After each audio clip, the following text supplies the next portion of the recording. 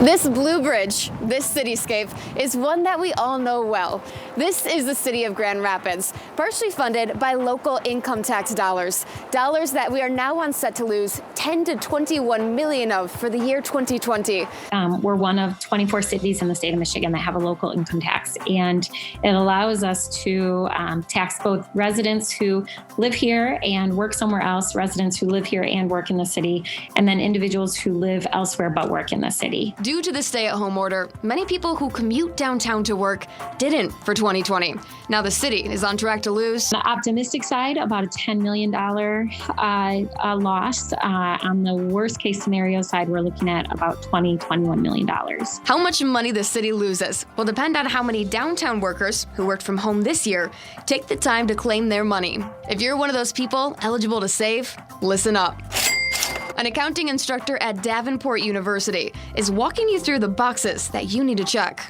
You can simply look at your W-2, and at the very bottom, it will tell you if you're paying local or city income tax. They can claim all of that non-resident income tax revenue that was paid in and get refunded for that. This claim could add substantially to your refund.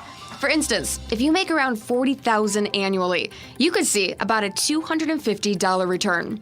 If you make around $75,000 annually, you could see about a $500 return. And if you make around $100,000 annually, you could see about a $750 return. So it can be something worth your time for this year especially. And remember, while you may save with this tax strategy, the city loses. Mayor Bliss says this estimated $10 to $21 million loss is going to be taken out of the city's general fund, a general fund that typically has about $140 million in it. So how is this going to affect the city of Grand Rapids? We do have some reserves, and so likely we'll try to get through by maintaining some of the services, particularly in public safety with reserves.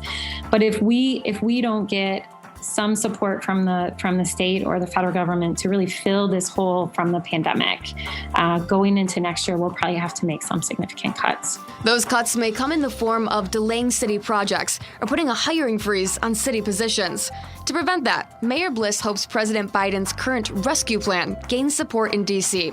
The plan would give federal funds to communities regardless of their size. It's help that Grand Rapids city officials say they've been asking for. What's frustrating for those of us in local government is that again and again, conversations about how do we help people survive this pandemic, very few times is the conversation about the impact on local units. Another avenue to make up for what was lost would be if downtown Grand Rapids experiences a boom in business as the city begins to reopen.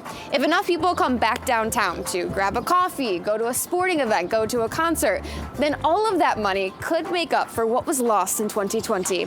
Reporting in Grand Rapids today, I'm Sarah Grimmer for Fox 17 News.